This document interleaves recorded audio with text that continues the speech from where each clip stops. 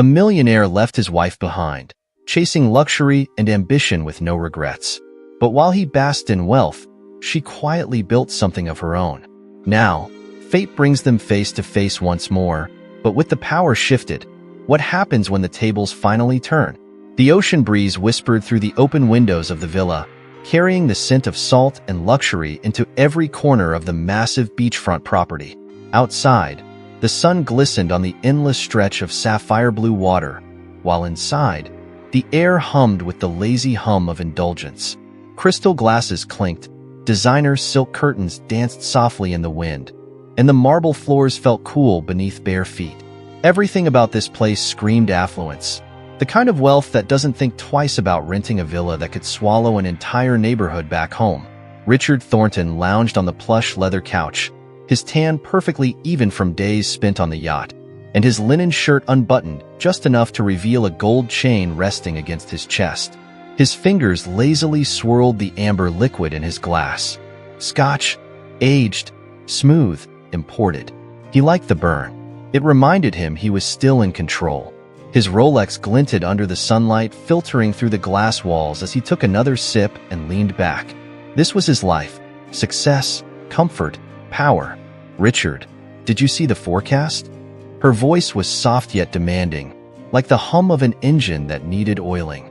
He looked up to see Amelia standing in front of the window, one hand resting on her hip while the other scrolled through her phone.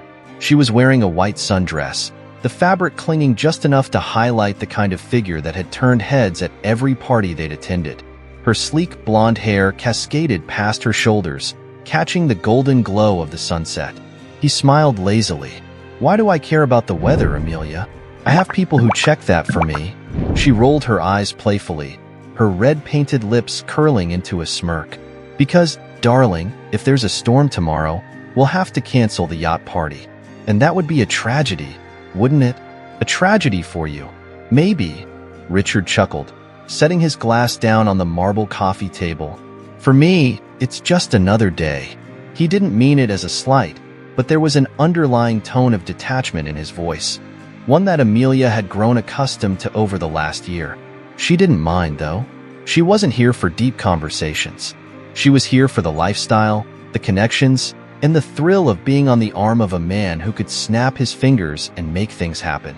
As she walked toward him, barefoot and graceful, her phone vibrated, and she quickly checked the screen. A brief frown appeared before she brushed it away. "Work email," she murmured. "Nothing important." Richard reached for her hand and pulled her down beside him, his gaze drifting over her face. "You worry too much," he said, running a hand through her hair. "We're on vacation. Let someone else handle it." She laughed, leaning into him. "I like to stay ahead. You taught me that, remember?" "Smart girl," he whispered. But his mind was already elsewhere. His gaze wandered past the infinity pool that stretched toward the ocean, beyond the cliffs where waves crashed rhythmically against the rocks. For a moment, the peace of the moment unsettled him. He was a man who thrived on action, on closing deals, negotiating power plays, and making sure his empire remained untouchable. This villa was supposed to be a break from all that, but breaks made him restless. His phone buzzed on the coffee table. He reached for it without thinking, expecting a reminder from his assistant about the meeting scheduled for next week. Instead, the notification that popped up caught him off guard. Missed payment notice. Joint property investment. Richard's brows knitted together as he opened the email.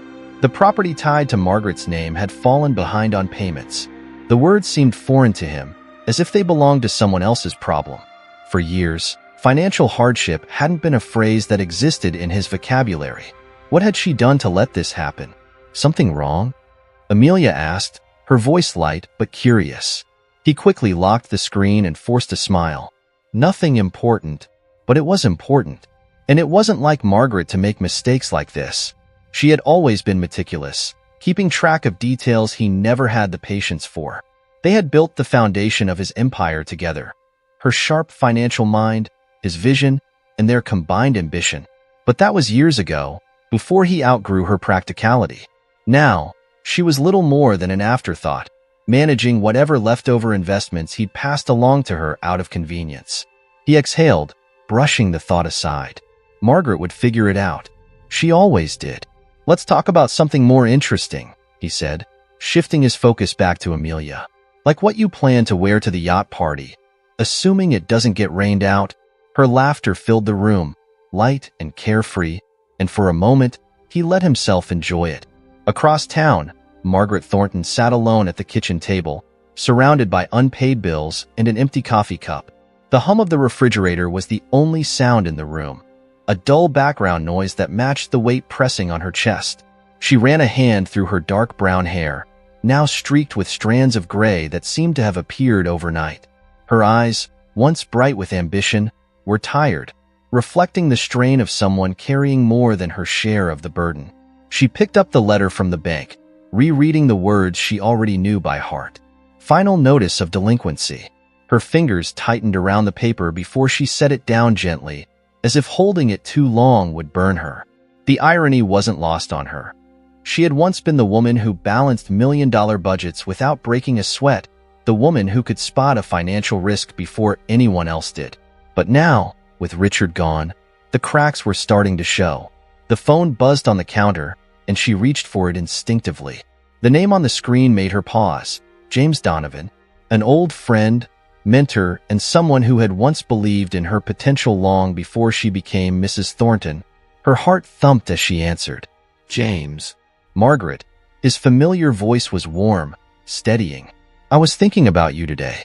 Wanted to see how you're holding up." She bit her lip, willing her voice to remain steady. "I'm managing. I heard about Richard's latest acquisition," he said carefully, as if gauging her reaction. Margaret's grip on the phone tightened. "I'm not involved in that anymore." "I know," James replied, his tone softening. "But I also know that doesn't mean you've stopped paying attention." She smiled faintly. "Old habits." "Listen," he continued, "if you ever want to get back into the game, there's a project I'm working on that could use someone with your experience. It's small for now, but I have a feeling it could grow." Margaret's breath hitched slightly. For the first time in months, she felt something other than dread. A flicker of hope, of possibility. "I'll think about it," she said, her voice stronger than before. As she hung up, the weight on her chest felt a little lighter. She wasn't sure what tomorrow would bring, but for the first time in a long time, she wasn't afraid to find out. Outside, the rain began to fall softly, washing over the city like a quiet promise of renewal. Richard, still oblivious to Margaret's quiet resurgence, checks his phone again. Another notification about the missed payment flashes on the screen. This time, he doesn't ignore it. But the consequences of neglecting it for so long are already in motion. If you were Margaret, would you accept Richard's offer or make him watch you rise from the sidelines? Let us know your thoughts in the comments below. And don't forget to like the video and subscribe to the channel for more stories that inspire and surprise. Margaret Thornton stood by the window of her modest two-bedroom apartment, the dim morning light casting soft shadows across the walls. Outside, the city hummed with activity. Buses groaned to life, pedestrians shuffled past in hurried steps, and the distant honk of horns punctuated the cold air. She could see the local bakery down the street, its warm glow inviting early customers. The smell of fresh bread should have comforted her, but it didn't reach her window today. Nothing did, except the weight of her growing worries. The room behind her was quiet, save for the faint hum of the radiator. The once cozy space, with its mismatched throw pillows and family photos hanging on the walls, now felt like a reminder of everything she'd lost. Margaret's gaze lingered on a photo from their honeymoon in Paris. Richard's arm wrapped around her waist as they stood by the Eiffel Tower, both of them smiling with the kind of joy that comes from shared ambition. How long ago had that been? A lifetime, it seemed. She tore her gaze away, unwilling to let herself fall into the trap of nostalgia. That Margaret, the hopeful one, had vanished the moment Richard began trading their partnership for power. She had spent years pretending that their marriage was still a partnership, quietly picking up the pieces as he drifted further into his world of million-dollar deals and younger women. But now, the pieces were too shattered to put back together, and the bills piling up on the kitchen counter were proof of it. She crossed the room, her slippers padding softly against the hardwood floor, and sat down at the small wooden table where an untouched cup of coffee had gone cold. The table was cluttered with overdue notices, letters from creditors, and reminders that her name was still tied to investments Richard had neglected.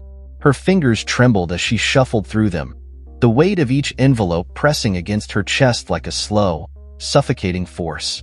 Her phone vibrated, breaking the silence. The screen flashed a reminder. Meeting with bank representative, 10 a.m.? She sighed, running a hand through her shoulder-length brown hair. She had no intention of going. What was the point of meeting with someone who would only remind her of what she already knew? She was out of time, and the bank was out of patience. But another vibration followed, a message this time. James Donovan, don't cancel today. We need to talk afterward. Trust me. She exhaled sharply.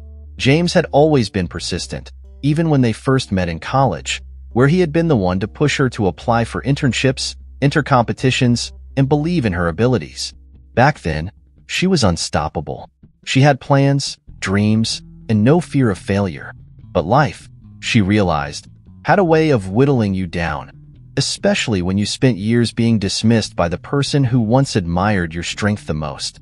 With a resigned sigh, she grabbed her coat and stepped outside. The bank was as sterile and suffocating as Margaret remembered. Cold marble floors, the smell of freshly printed paper, and the sound of pens scratching against forms. She sat across from the representative, a man in his mid-30s with a polished demeanor and an expression that tried to be sympathetic but fell short. His glasses reflected the light as he tapped his pen against the desk, a nervous tick that irritated her more than it should. I'm afraid we've reached the point where we need a firm decision, he said, sliding a document across the table. We've given you multiple extensions, but without a payment plan or additional collateral, the property will be repossessed by the end of the quarter. Margaret's heart sank, but her face remained neutral. She had learned long ago that showing weakness in moments like this only gave people power over you. I understand, she said quietly, her voice steady despite the storm raging inside her. Is there any room for negotiation? The man shifted uncomfortably in his seat. I'm sorry, Mrs. Thornton.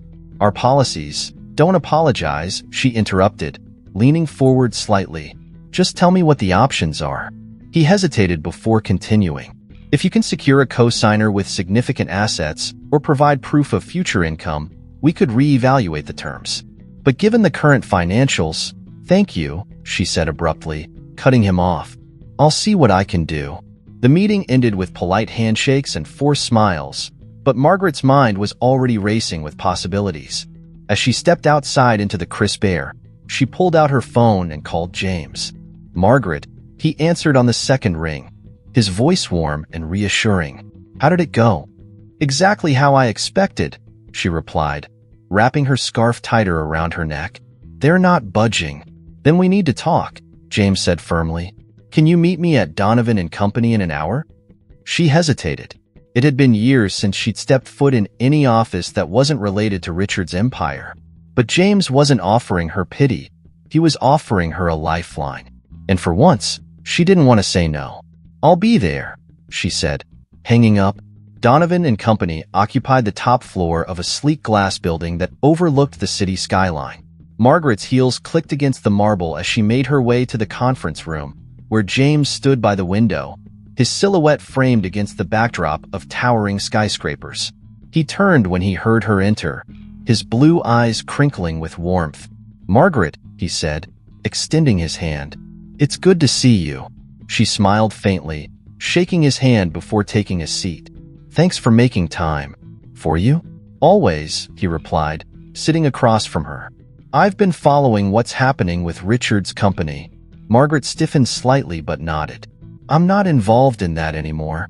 I know, James said, but I also know you still have the instincts. And right now, I need someone with your vision. He slid a folder across the table, the weight of it resting heavily in her hands. She opened it to find detailed plans for a new venture, one focused on microfinancing for women entrepreneurs. It was bold, ambitious, and exactly the kind of project that had once lit a fire in her. I've been putting this together for a while, James explained, but I need someone who can refine it, expand it. Someone who understands both the financial and emotional side of these investments. Margaret's fingers traced the edge of the folder as she absorbed the information. "Why me?" she asked softly. "Because you're the best," James replied without hesitation. "And because I know you have something to prove, not to Richard, but to yourself." Her throat tightened, but she nodded. "I don't have much to lose." "No," James said, leaning forward. "But you have everything to gain." The weight on Margaret's chest lifted slightly, replaced by something she hadn't felt in years, hope. She closed the folder and met James's gaze. "Let's do this." Back in her apartment that evening, Margaret sat at the kitchen table, her mind buzzing with possibilities. She knew the road ahead wouldn't be easy, but for the first time in a long while, she wasn't afraid of the obstacles. She had been overlooked, dismissed, and underestimated, but no more. As she sipped her tea, her phone buzzed with another message. "Richard Thornton, can we talk tomorrow about the property?" She stared at the message for a moment before turning off the phone. She had her own priorities now, and Richard wasn't one of them. Margaret opens her laptop, typing the first draft of the business plan that will soon rival Richard's empire.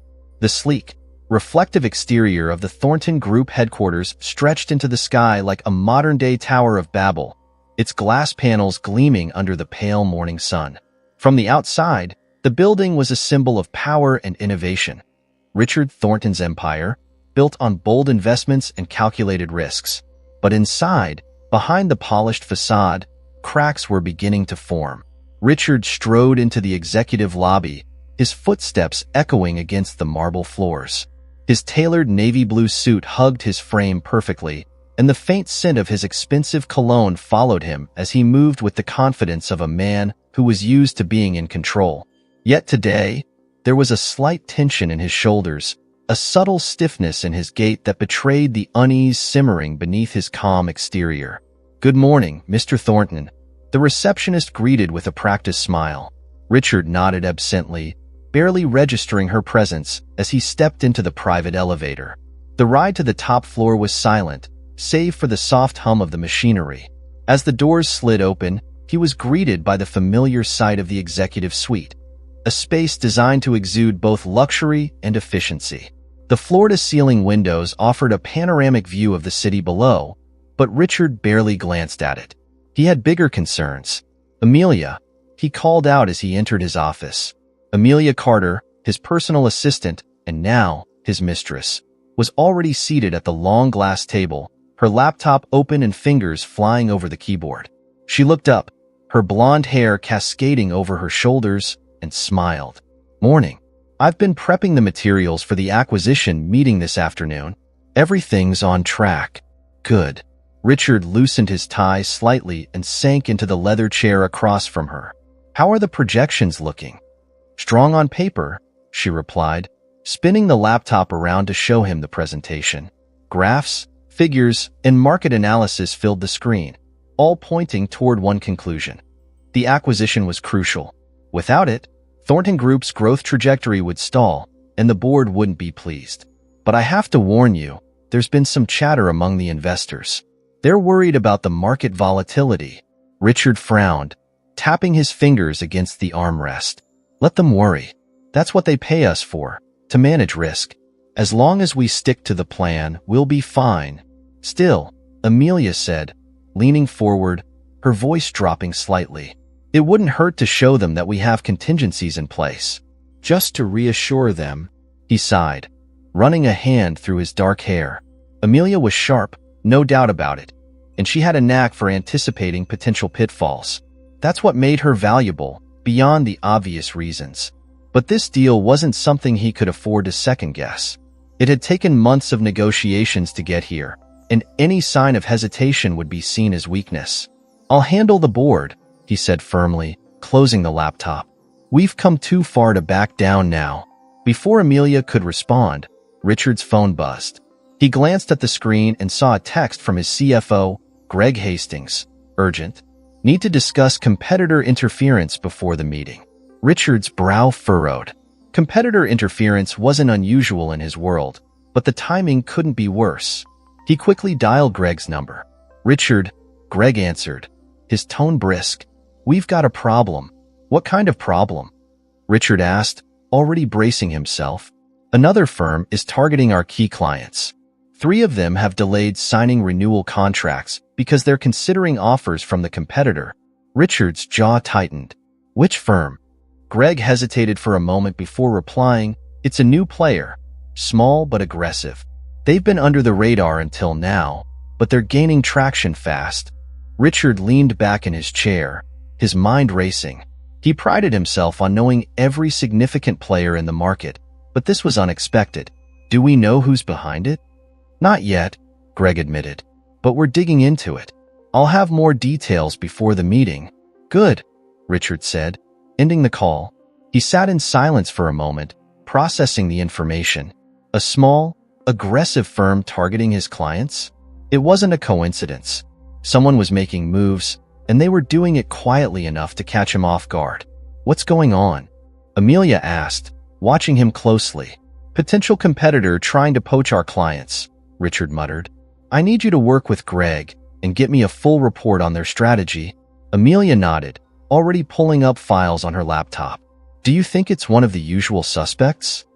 No, Richard replied, his gaze hardening. Whoever it is, they're new, and they know exactly where to hit us. By noon, Richard was in the conference room, surrounded by the senior leadership team. The table was covered in documents, charts, and financial forecasts, but the mood was tense. Greg stood at the front, presenting the latest findings. The firm's name is Horizon Dynamics, Greg said, clicking through the presentation slides. They've been operating under the radar for about a year, but in the last 3 months, they've secured contracts with several mid-sized companies. Now, they're going after larger accounts, ours included. Richard studied the data on the screen, his mind piecing together the puzzle. Horizon Dynamics wasn't just any startup. Their strategy was too precise, their timing too calculated. Someone with experience was behind this. Do we have a lead on their CEO? Richard asked. Greg nodded. We're still confirming, but it appears to be James Donovan. Richard froze for a moment, the name triggering a cascade of memories. James had been a familiar face in his early career, a mentor to Margaret, back when she was the financial genius who helped him build the foundation of his company. But why would James be targeting him now? And then it hit him, Margaret. He hadn't thought of her as a serious player in years, but if she was involved with Horizon Dynamics, this wasn't just business. It was personal. Richard. Amelia's voice pulled him back to the present. Do you know him? Barely, he lied, masking the storm brewing inside him. But if he's working with Margaret, then we've underestimated them. The room fell silent. Greg cleared his throat awkwardly. What's the plan then? Richard leaned forward, his fingers interlaced as he considered his options. We hit back, he said finally. Double down on the acquisition. If we can secure this deal, it'll give us the leverage we need to block Horizon Dynamics from expanding further. And Margaret? Amelia asked carefully, her gaze steady. Richard hesitated. The thought of facing Margaret in the boardroom unsettled him more than he cared to admit. He had dismissed her for so long that the idea of her being a legitimate threat felt almost surreal. But the facts were in front of him, and ignoring them would be a mistake. I'll deal with Margaret, he said, his voice cold. She doesn't know what she's getting into. But as the meeting wrapped up and the team dispersed, a nagging thought remained at the back of his mind. What if she does know? What if she's been planning this for years? He brushed the thought aside and headed back to his office. The game had changed, but Richard Thornton wasn't about to lose. Not to Margaret. Not to anyone. As Richard reviews the competitor's financial reports, his phone buzzes with a notification. An upcoming industry event where Horizon Dynamics is listed as a featured guest. And leading the presentation, Margaret Thornton. Margaret sat in the back seat of the town car, her fingers clutching a sleek leather-bound folder resting on her lap. The rhythmic hum of the car on the road did little to calm the storm swirling inside her. The weight of the past few days, late-night phone calls, strategic meetings, and carefully worded emails pressed down on her like a second skin. Outside the window, the city's financial district flashed by, towering buildings casting long shadows over the bustling streets below. But Margaret wasn't intimidated by the imposing skyline. Not anymore. As the car slowed to a stop in front of a modern, glass-walled office building, Margaret exhaled slowly and smoothed down the fabric of her navy blazer. She adjusted the delicate gold necklace that rested against her collarbone, a gift from James Donovan when she first joined his project. It wasn't extravagant, but its simplicity reminded her of her roots. She wasn't here to flash wealth. She was here to take control. The driver opened her door, and she stepped out, heels clicking against the polished pavement as she entered the building. The scent of freshly brewed coffee mixed with the faint aroma of new leather greeted her as she passed through the lobby, her steps measured and confident. She had rehearsed this moment in her head 1,000 times. But now that it was here, adrenaline buzzed beneath her skin. The elevator ride to the 15th floor was quiet, the mirrored walls reflecting her composed exterior. Margaret's reflection stared back at her, dark brown hair neatly styled, eyes sharp and focused, and a hint of determination in the slight tilt of her chin. She had changed, she realized. The woman who once lived in Richard Thornton's shadow was gone.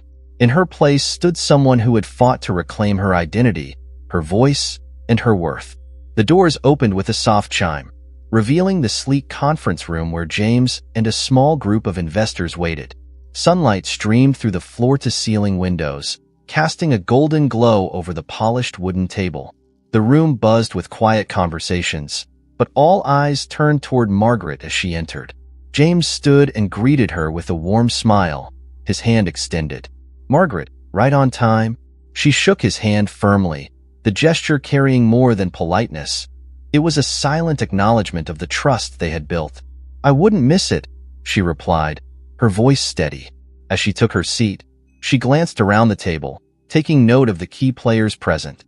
There was Helena Shaw, a venture capitalist known for her no-nonsense approach to business. Marcus Bell, a tech entrepreneur with a reputation for bold investments, and Tom Kwan, a financial strategist with a sharp eye for market trends. They weren't just potential backers. They were gatekeepers to the industry's upper echelons. James began the meeting with a brief introduction, highlighting the purpose of the session and the potential impact of their project. But Margaret knew this wasn't just about numbers or projections. It was about selling a vision. She waited patiently as James set the stage, her fingers brushing lightly over the edge of her folder. "And now," James said, turning to her with a nod, "I'd like to introduce Margaret Thornton, our strategic lead. She's been instrumental in refining our approach and positioning us for sustainable growth. Margaret, the floor is yours." She stood, the room quieting as she walked to the front. She placed the folder on the table, opened it, and projected the presentation onto the screen behind her. But she didn't dive straight into the slides. Instead, she took a moment to look each investor in the eye, establishing a connection before she spoke. "I know what you're thinking," she began, her tone conversational but firm. "Why should you trust a startup to deliver what larger firms have failed to do? Why take the risk when you could invest in something more predictable?" A few of them shifted slightly in their seats, intrigued by her directness. "The answer," she continued, "is because we're not just another company chasing short-term gains. We're building something that addresses an overlooked market, women entrepreneurs seeking access to capital without the traditional barriers. And we're doing it with precision, scalability, and a deep understanding of the financial landscape." She clicked to the first slide, which displayed a graph showing the exponential growth of female-led businesses over the past decade. This market isn't just growing, it's thriving. But traditional financial institutions have failed to adapt. They see this as a niche. We see it as an opportunity. As she moved through the presentation, Margaret's confidence grew. She spoke about the gaps in the current lending market, the inefficiencies of existing models, and the ways her company would leverage technology to create personalized financial solutions. But she didn't just rely on numbers. She shared stories of real women who had been denied funding despite having viable businesses. She painted a picture of what success could look like if they dared to think differently. By the time she reached the final slide, the room was silent. She closed the presentation and faced the group. "We're not just asking for your investment. We're inviting you to be part of a movement that redefines how we think about financial inclusion. Together, we can create something that not only generates profit, but also leaves a lasting impact." For a moment, no one spoke. Margaret's heart pounded in her chest, but she maintained her composure, waiting for their response. Helena Shaw was the first to break the silence. She leaned back in her chair, tapping a manicured nail against the table. "Impressive," she said, her gaze sharp. "But I want to know, how do you plan to compete with established players who have deeper pockets and more resources?" Margaret didn't miss a beat. "We're not competing with them head-on. We're targeting a specific segment they've overlooked. Our agility allows us to adapt faster and offer customized solutions that larger firms can't. And with your backing, we'll have the resources to scale without losing that flexibility." Marcus Bell nodded thoughtfully. "What about your contingency plans? What happens if the market shifts unexpectedly?" Margaret smiled, anticipating the question. "We've built multiple layers of risk mitigation into our model. Diversified portfolios, strategic partnerships, and adaptive technology will allow us to pivot when necessary. And we're not just reacting to market trends. We're predicting them." Tom Kwan leaned forward, a hint of a smile playing at the corner of his lips. "You've done your homework," he said. "I like that." James jumped in, sensing the momentum shifting in their favor. "Margaret has been instrumental in building a foundation that isn't just strong. It's forward-thinking. With your support, we can turn this vision into a reality." After a few more questions and discussions, the investors exchanged glances, silently communicating their thoughts. Helena was the first to speak again. "I'm in," she said, her tone decisive. "But I want quarterly updates and a seat at the table for major decisions." Marcus and Tom quickly followed suit, each offering their terms. Margaret felt a wave of relief wash over her, but she remained composed, thanking them for their confidence and outlining the next steps. As the meeting wrapped up, James pulled her aside. "You did it," he said, pride evident in his voice. "We did it," Margaret corrected, though she knew this victory was as much hers as it was the team's. As she walked out of the building, the crisp afternoon air filled her lungs, and for the first time in years, she felt truly alive. The doubts that had haunted her faded, replaced by a sense of purpose. Margaret received a text as she stepped into the car. "See you at the industry event. Let's talk, Richard." She smiled, but it wasn't the kind of smile that suggested she was intimidated. This time, she was ready to face him. The tension in Richard Thornton's office was suffocating, like the thick, humid air before a storm. The blinds were partially drawn, casting shadows across the sleek mahogany desk where he sat, staring at the flickering screen of his laptop. His tie was loosened, the top button of his crisp white shirt undone, but the small relief it offered did little to ease the pressure building in his chest. His fingers tapped rhythmically against the desk, a habit he hadn't indulged in since his early days of struggling to establish Thornton Group. Back then, he thrived on pressure. But this was different. The numbers on the screen told a story of decline, one that Richard hadn't been prepared for. Quarterly projections were off by nearly 15%, key clients had delayed signing renewals, and investor confidence was slipping. Even the acquisition he had worked tirelessly to secure wasn't the surefire victory he had once believed it to be. His empire, once untouchable, was beginning to wobble on its foundations, and the whispers of doubt among his board members had grown louder. He leaned back in his chair, exhaling sharply. He had spent years building this company, making bold decisions and taking risks that paid off. But somewhere along the way, he had lost sight of the details. The small cracks that, when ignored, had grown into fractures. And now, Margaret's name had resurfaced, like a ghost from his past, threatening to haunt his carefully curated world. His phone buzzed on the desk, the vibration rattling against the wood like an unwelcome reminder of how quickly things were spiraling. It was Greg Hastings, his CFO. Richard answered on the second ring. "Greg, we've got a situation," Greg said without preamble. His tone clipped and urgent. "3 more clients have pulled out of negotiations. They're moving to Horizon Dynamics." Richard clenched his jaw, his knuckles whitening as he gripped the phone. 3 more? "Yes," Greg confirmed. "And it's not just them. The board's getting antsy. I had 2 members call me this morning asking if you have a plan to counter this." Richard stood and paced to the window, staring out at the city below. The view that had once filled him with pride now felt like a taunt, as if the skyscrapers were silently judging him. "We're not going to lose more clients," he said, his voice hard. "I'll handle it." Greg hesitated. "Richard, if we don't act fast, this could snowball. Horizon Dynamics isn't just poaching clients. They're making us look outdated. Margaret's strategy is targeted, and it's working." The mention of Margaret's name sent a wave of frustration through him, but he refused to let it show. "We're not outdated," he snapped. "They're just leveraging temporary weaknesses." "Maybe," Greg said carefully, "but temporary or not, the perception is shifting. We need to turn it around." Richard ended the call without responding, tossing the phone onto the couch as he rubbed his temples. Margaret had been quiet for years, content to live in the background while he made headlines. But now, she was making moves with surgical precision, and he couldn't deny the effectiveness of her approach. She wasn't coming at him with flashy announcements or aggressive takeovers. She was chipping away at the foundation, one client at a time. The knock at the door pulled him from his thoughts. Amelia stepped in, her expression neutral but her eyes betraying a hint of concern. "I thought you'd want to see this," she said, holding out a tablet. Richard took it, scanning the headline of the industry news article, "Horizon Dynamics, the rising star redefining financial services." Beneath it was a photo of Margaret standing confidently at a podium during a recent press conference, her gaze steady and her smile subtle but powerful. "She's getting more attention," Amelia said, sitting down across from him. "Investors are starting to notice her success. It's not just about poaching clients anymore. It's about positioning." "I see that," Richard muttered, setting the tablet down. He leaned forward, resting his elbows on his desk.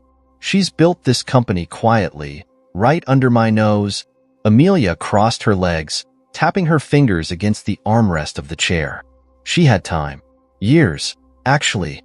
And now, she's using everything she learned from you and turning it into her own strategy." The word stung more than Richard wanted to admit. He had always known Margaret was brilliant.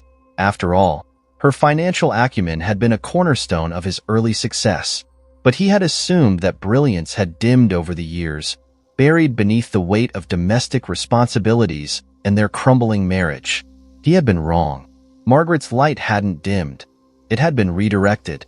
"What's the plan?" Amelia asked, bringing him back to the present. Richard stood, buttoning his jacket. "We go on the offensive. I want a list of our most vulnerable clients by the end of the day. We'll offer them incentives to stay. Discounted rates, custom packages, whatever it takes." "And Margaret?" Amelia raised an eyebrow. "I'll handle her personally," Richard said, his tone cold and decisive. "She wants to play in my world? Fine.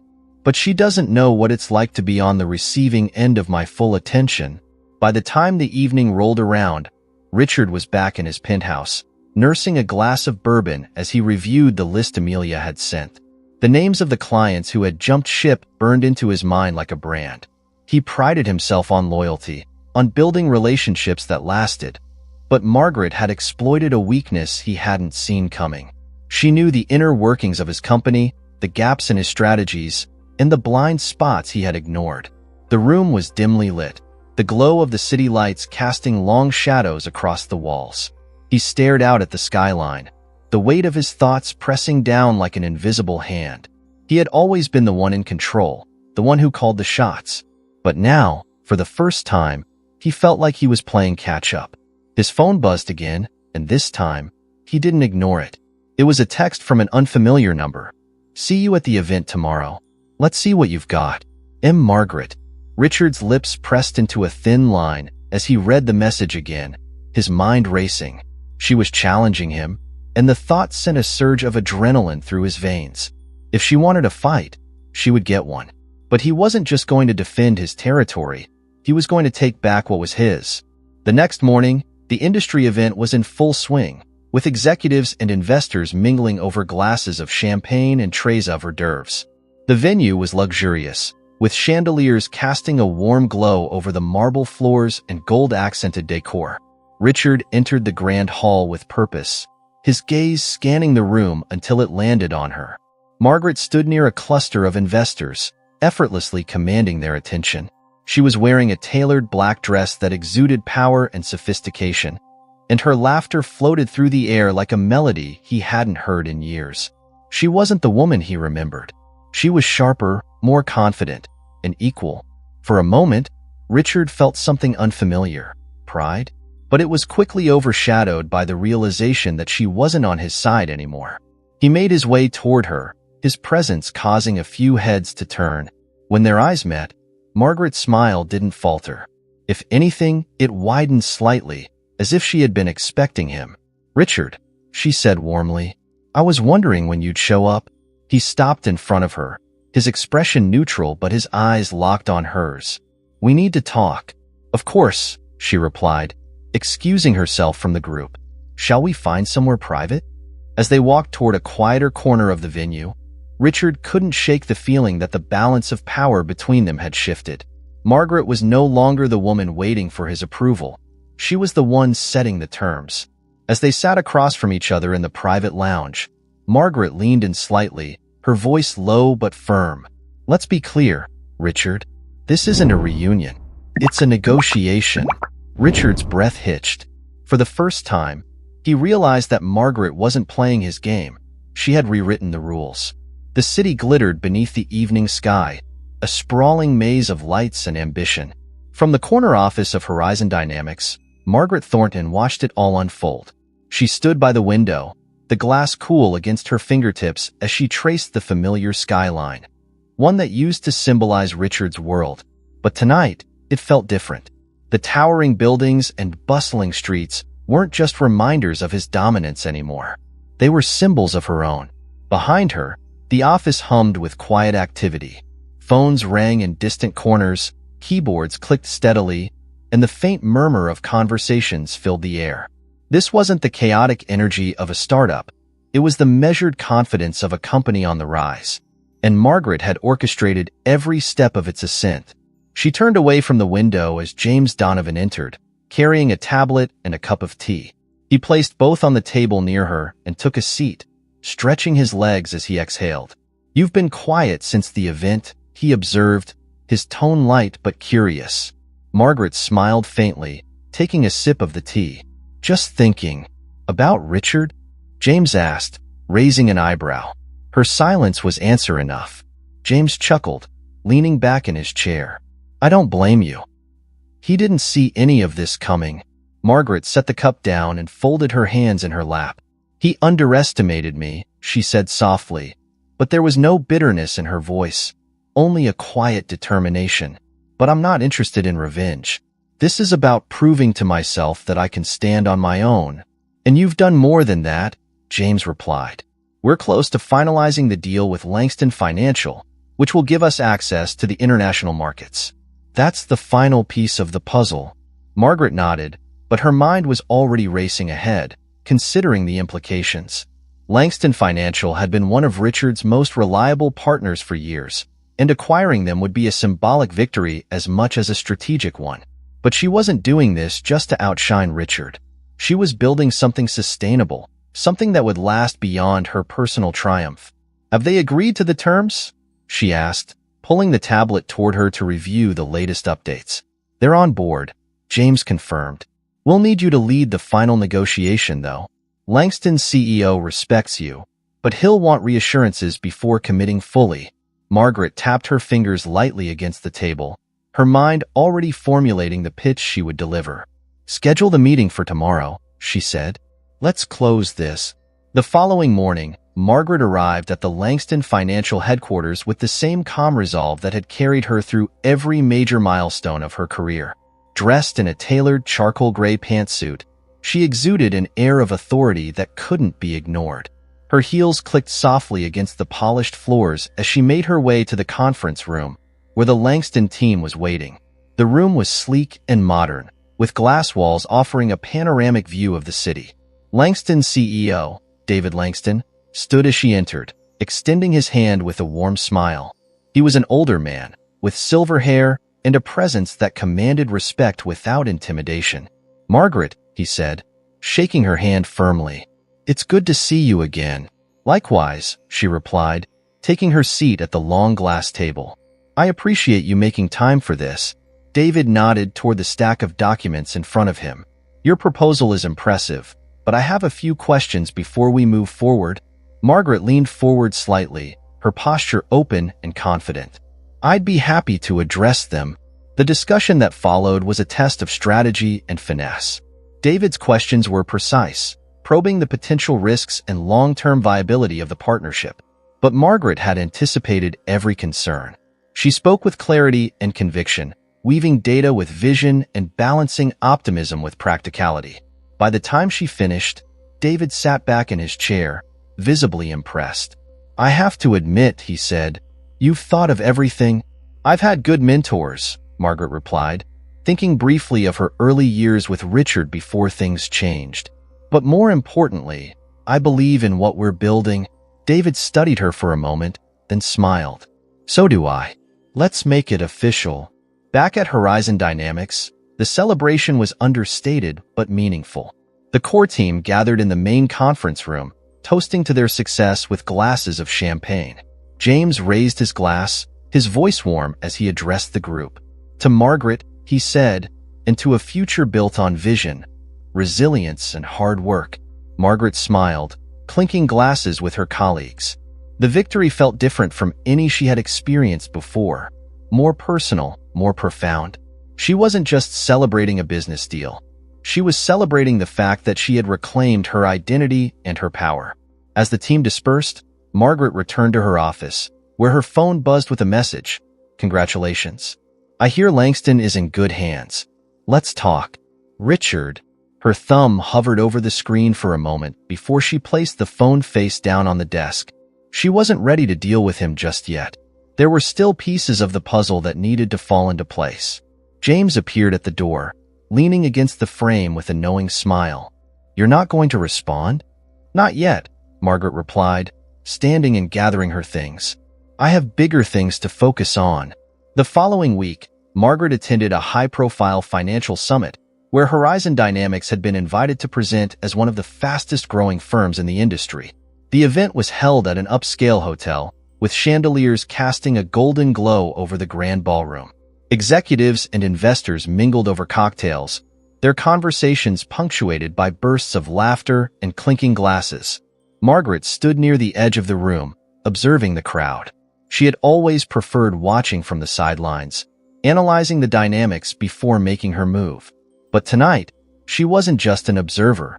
She was a player. Impressive turnout, James said, joining her with a glass of wine in hand. Indeed, Margaret replied, scanning the room. It's a good opportunity to solidify our position.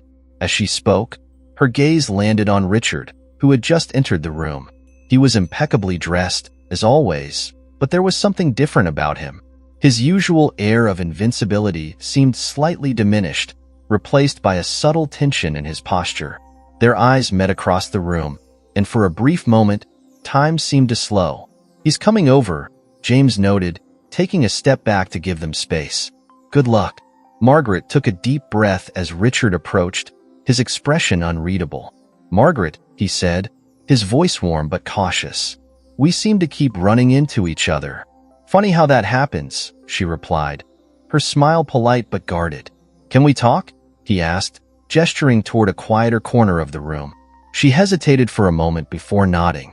As they walked, the noise of the crowd faded, leaving only the sound of their footsteps against the marble floor. They found a small seating area near the balcony, where the night air drifted in through the open doors. Richard sat across from her, his gaze steady. You've been busy. So have you, Margaret replied, crossing her legs and leaning back slightly. But I'm guessing this isn't a social call. No, he admitted. I wanted to congratulate you. Horizon Dynamics is making waves, and the deal with Langston was a smart move. Margaret tilted her head slightly, studying him. Thank you. But you didn't come here just to offer compliments, did you? He chuckled softly, running a hand through his hair. No, I didn't. I'm here because we're on a collision course, and we both know it. She didn't flinch. So what are you suggesting? A truce, Richard said, his voice lower. We can find a way to coexist without tearing each other down. Margaret considered his words carefully, the weight of their shared history hanging between them. But as much as she appreciated the sentiment, She knew that coexistence wasn't what she wanted. "I don't think you understand," she said, leaning forward slightly. "I'm not interested in a truce, Richard. I'm interested in winning." Richard's breath caught, but Margaret remained composed. For the first time, it was clear that this wasn't just business. It was her moment to claim everything she had been denied. The soft glow of twilight bathed the city in shades of amber and lavender as Richard Thornton leaned against the balcony railing of his penthouse, the glass of bourbon in his hand warming against his skin. Below him, the city pulsed with life. Car horns blared, streetlights flickered on, and the distant hum of conversations rose like a gentle hum. But the world outside felt disconnected from him tonight, as if it were happening in a parallel universe he no longer had access to. The wind rustled his dark hair as he took a slow sip, savoring the familiar burn of the alcohol. He had lost count of how many nights he had spent like this in recent weeks, alone, reflective, and restless. His empire, once a beacon of stability and prestige, was unraveling before his eyes. Every day brought new challenges, new setbacks, and Margaret's name was at the center of it all. Horizon Dynamics wasn't just competing with Thornton Group, it was overtaking it. He could still see her face from their encounter at the summit last week, the way she had spoken with quiet confidence, as if she had already won. Her words echoed in his mind. "I'm not interested in a truce. I'm interested in winning." And she was winning. His phone buzzed on the table behind him, and he turned reluctantly, setting down his glass before picking up the device. The name on the screen made him pause. Amelia Carter. He hesitated for a moment before answering. "Amelia." "Richard," she said, her voice smooth but laced with urgency. "I just left the board meeting." His grip on the phone tightened. "I wasn't aware there was a meeting tonight." "They didn't want you to be," Amelia replied. "That's why I'm calling." "They're losing faith, Richard. They're discussing contingency plans in case you can't turn things around." He closed his eyes briefly, the weight of her words settling like lead in his chest. "What kind of contingency plans?" "Replacing you as CEO," she said softly. "They haven't made a decision yet, but the conversation is moving in that direction. They're worried about the investors pulling out, and they think new leadership could stabilize things." Richard paced back to the balcony, the cool night air doing little to calm the storm inside him. "Let me guess. Greg Hastings is leading the charge?" Amelia hesitated. "He's one of them, yes. But it's not just him. They're being pressured by external advisors who think Horizon Dynamics is going to crush us if we don't act fast." "And what do you think?" he asked, his voice quieter now. There was a brief pause on the other end of the line. "I think you're the only one who can fix this," she said finally. "But you don't have much time." Richard exhaled, running a hand through his hair. "Thanks for telling me." "Don't thank me," she replied. "Just do something about it." The line went dead, and Richard set the phone down on the railing, his mind racing. He couldn't afford to lose control. Not now, when Margaret was so close to delivering the final blow. But what could he do? Every move he made seemed to backfire, and Margaret's strategy was flawless. She knew him too well, anticipated his decisions, and stayed one step ahead. The irony wasn't lost on him.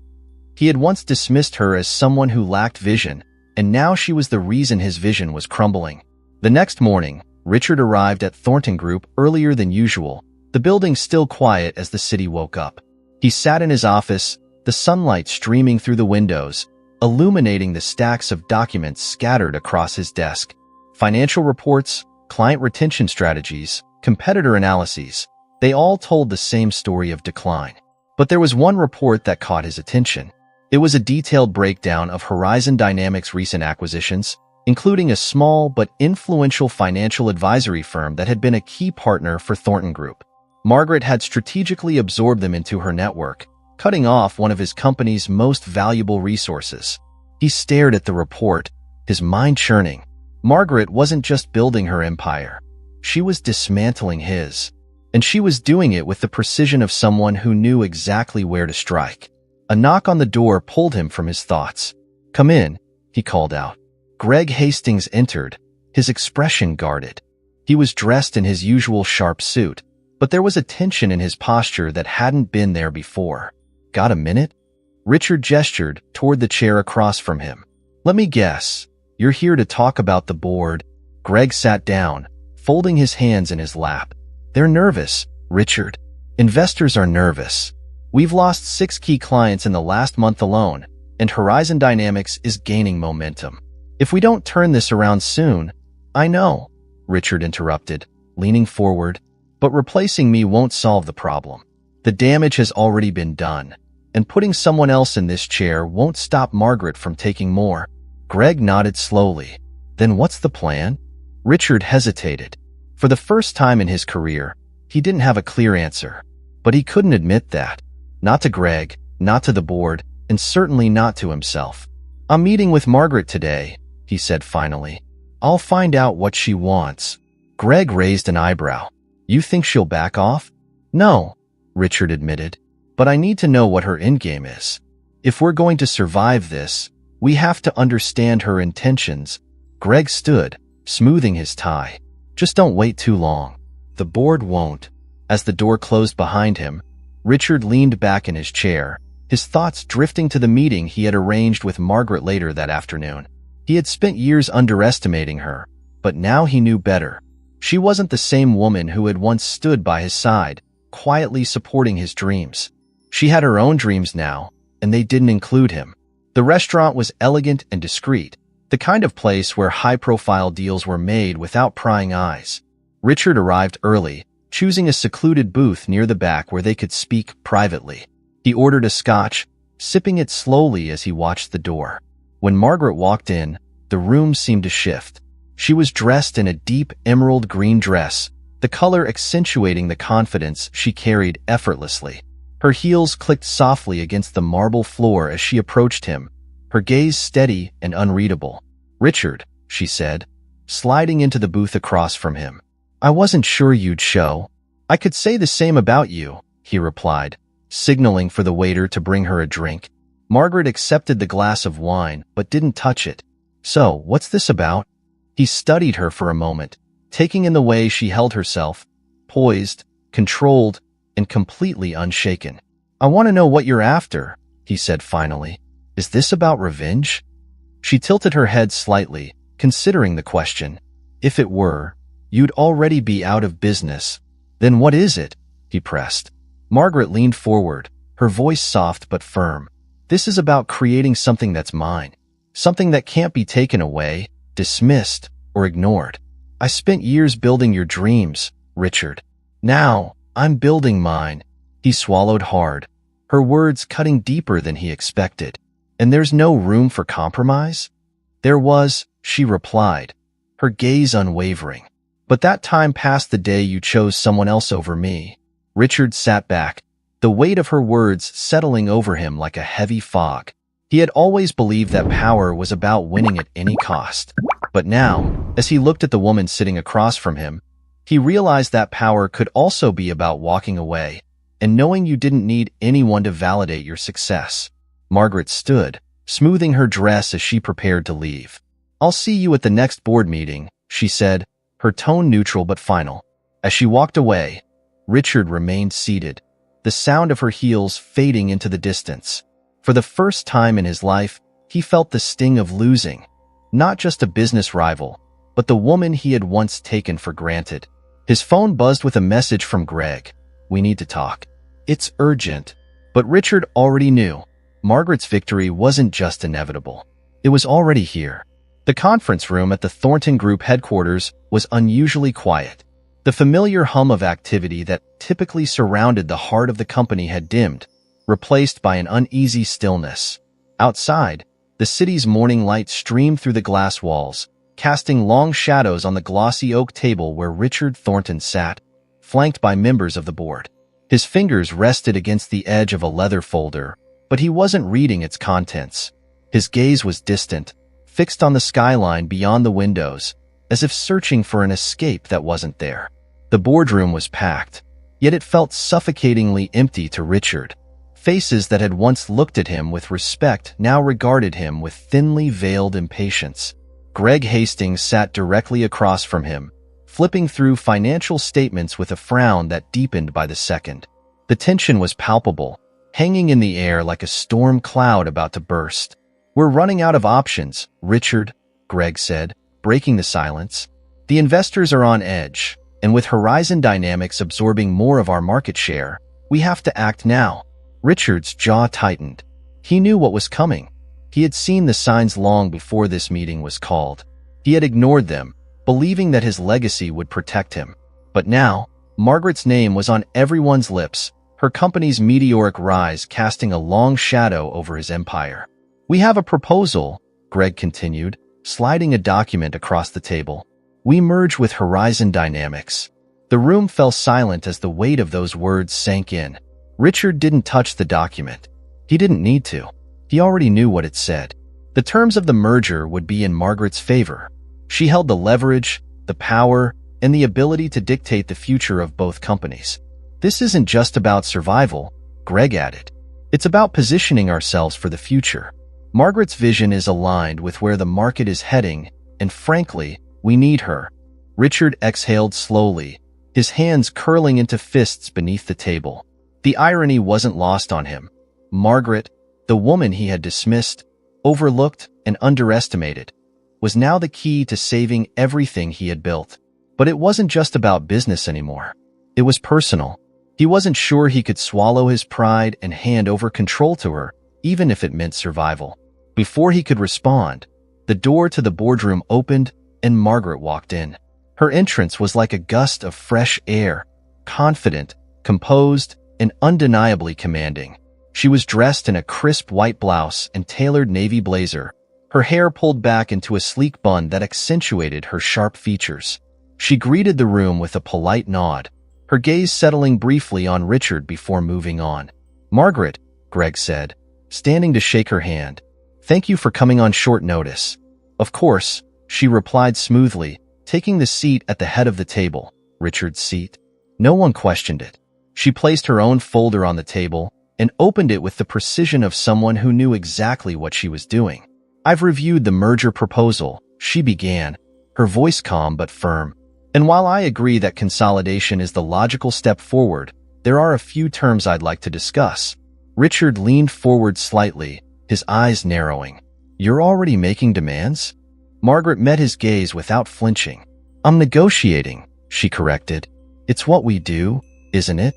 The room tensed, but Margaret didn't miss a beat. She outlined her terms with precision, focusing on areas where Thornton Group would benefit from Horizon Dynamics resources and vice versa. But the key condition was clear.